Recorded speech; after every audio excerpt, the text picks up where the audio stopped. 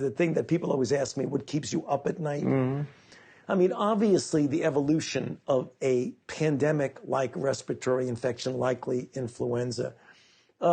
We are getting more resources to try and get a better and better influenza vaccine with the ultimate goal of developing a universal flu vaccine, even if it isn't all universal, but mostly universal. I certainly would want the resources to be able to do that.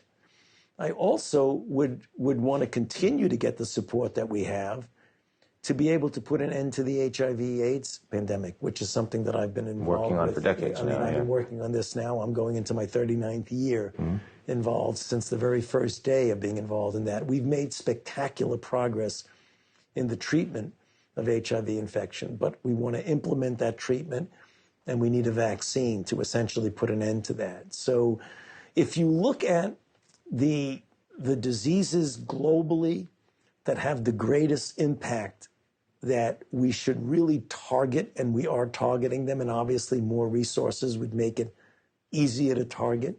Malaria with the devastating effect, particularly among African babies, but malaria throughout other parts of the world.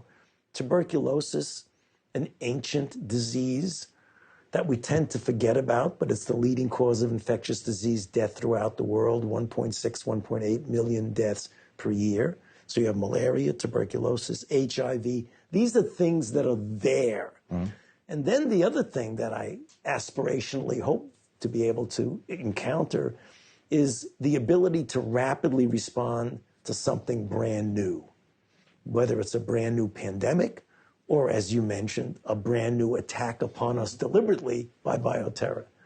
That's where we have a ways to go, but we're making progress in that regard.